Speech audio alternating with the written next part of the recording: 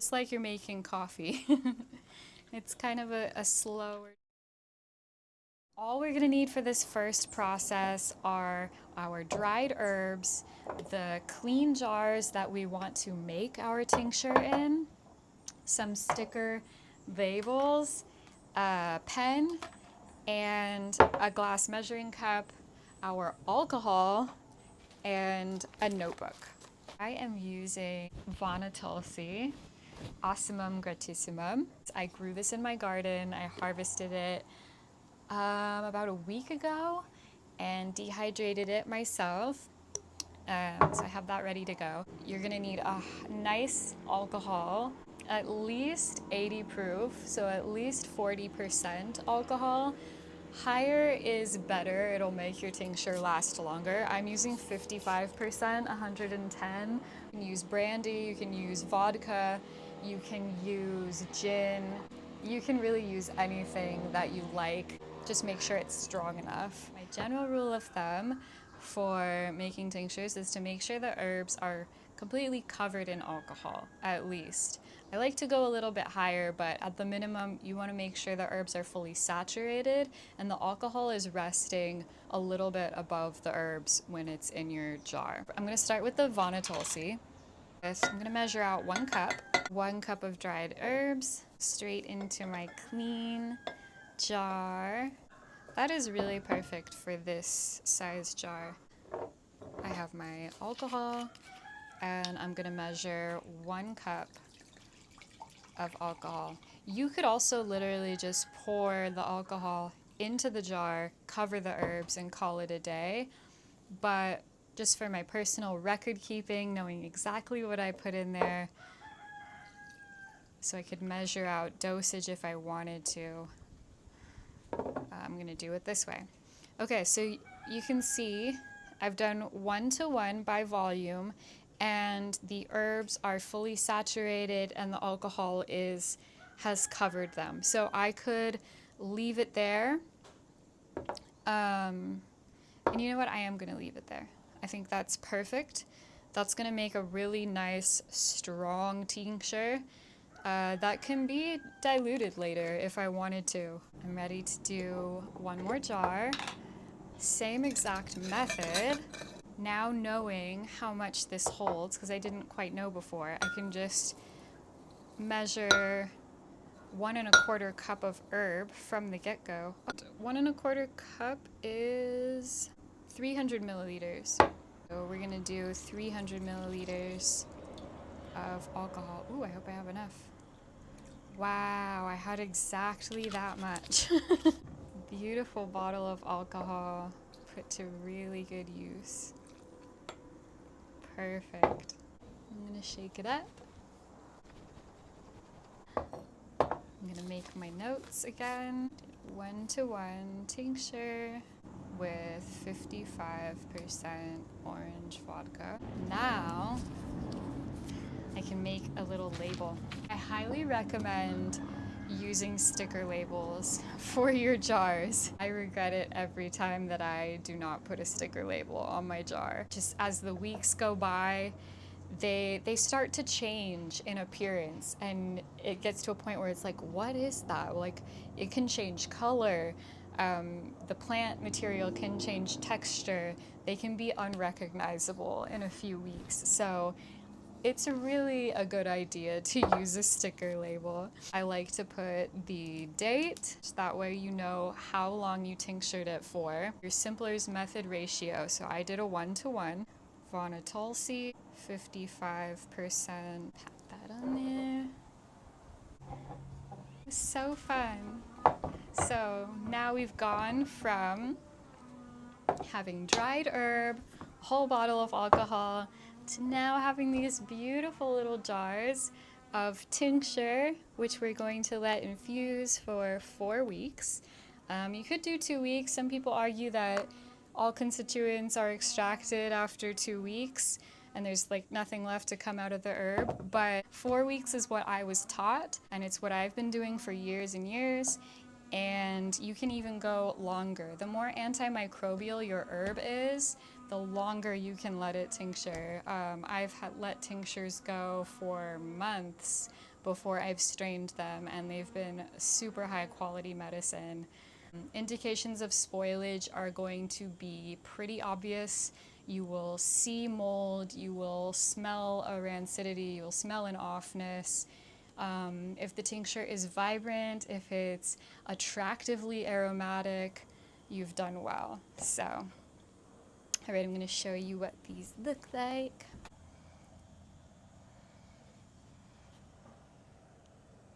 Kind of smudged that one. Moving on to step 2. We're taking our finished tincture and putting it in dropper bottles. Here we have tincture that has been sitting for at least 2 weeks. These have actually been sitting a bit longer than 2 weeks. This is passion flower leaf and mimosa flower, 2 herbs that I really, really love. Passion flower leaf is probably my all-time favorite tincture and one of my favorite herbs. It's just so magical to me. I love its properties and I love its uses, and I love growing the plant. So we've got our finished tincture. We're going to need clean jars to strain the tincture into. Funnels are very helpful. A nice metal strainer, coffee filters, a measuring cup, so we can know how much medicine we've made, a notebook with a pen so we can write notes, and then of course we're going to need our dropper bottles and some sticker labels. It's also really nice to have some kind of bowl or receptacle that you can toss your plant waste, because sometimes when we're straining, if we're straining a lot of tincture, we're probably going to go through more than one coffee filter, and it's nice to have a place where you can just quickly discard something that's in the way. All right, so that's everything we're going to need. Let's get started. Starting with the tincture, one thing that I forgot to say, hopefully you didn't wait the whole 4 weeks before you watched part 2. But one thing I forgot to mention about your tincture is you want to try to shake it every day. Shaking helps the alcohol to really penetrate the plant matter and extract all those constituents we want in our finished tincture. So as often as you can remember, try every day, but even if you get to it once a week, try to make sure you shake that tincture. So we're gonna give this passion flower, beautiful passion flower leaf tincture, one more really good shake.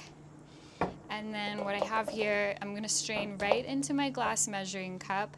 I've got a nice funnel that fits my strainer and my coffee filter, which is also roughly the size of my strainer, which is pretty nice. Sometimes I do this trick where I set something to balance my strainer so that everything is nice and level. A lot of people use cheesecloth or muslin to strain their herbs. That's a great method. I love coffee filters because they are so fine.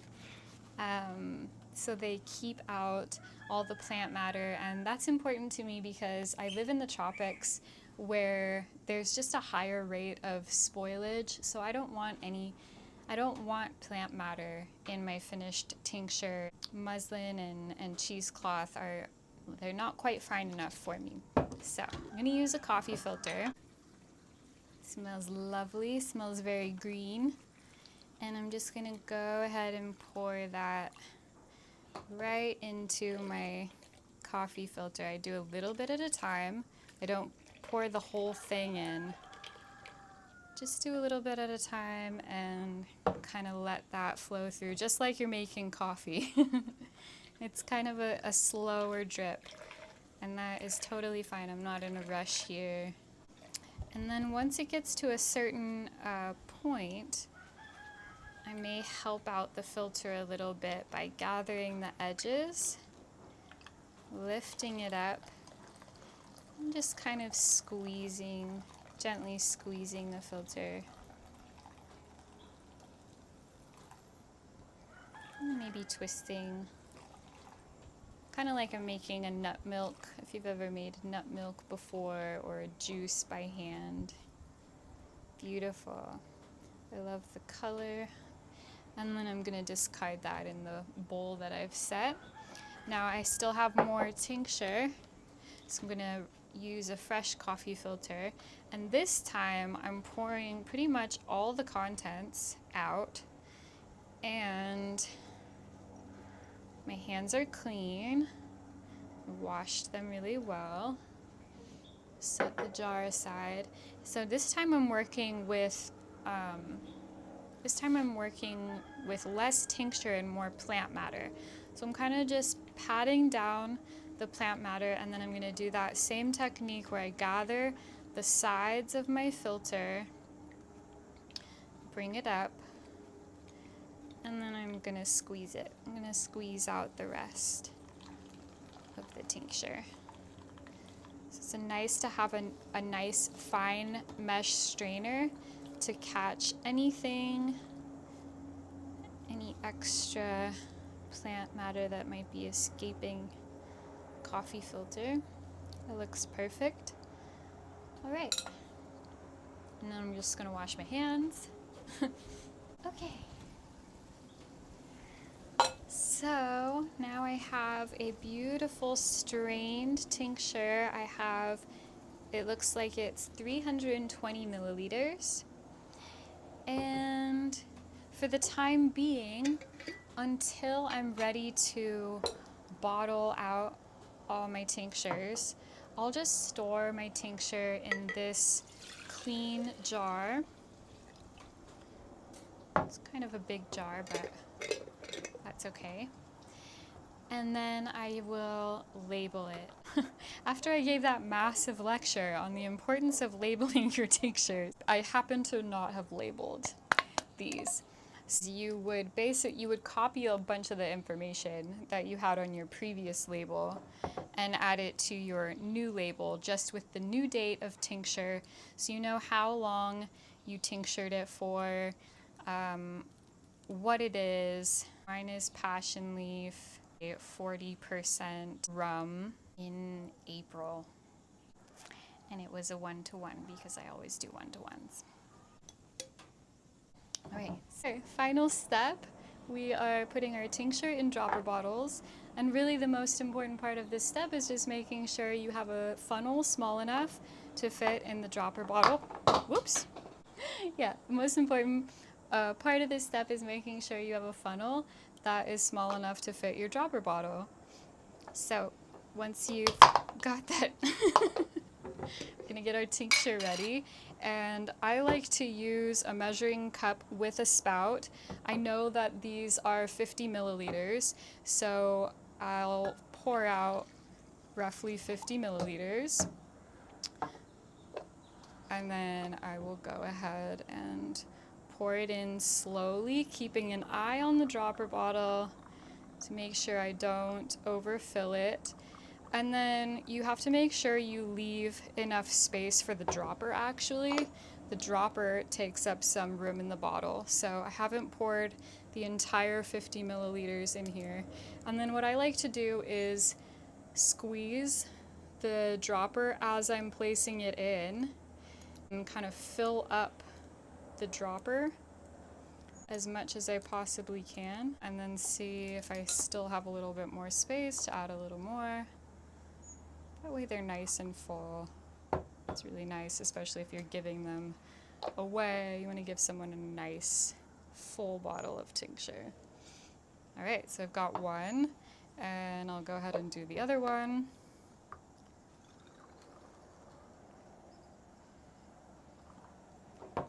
Beautiful. Perfect. All right, I have a little extra. I'll just pour it right back in. Maybe see what I'm doing. I picked the worst pen for this. All right, let's review what we've done. We've prepared some tincture, which is now infusing for 4 weeks. Then we strained our tincture that had infused, and we bottled it, and we labeled it all through the process. We have our plant matter waste, which I'm going to go ahead and compost or simply throw into my garden. I also have my notebook with all my notes that I made of what I did. So I'll keep that log. It's really important to have an herbalist's log of exactly what you did and when you did it. And that is it. So that is the tincturing process from start to finish. I guess this is the more accurate. From dried herbs to tincture to strained tincture to labeled dropper bottles. That's it. All right, let me know if you have any questions at all about the process or about other herbal preparations or really anything at all. You can comment below, like and subscribe to this channel for more videos, and I'll see you in the next one.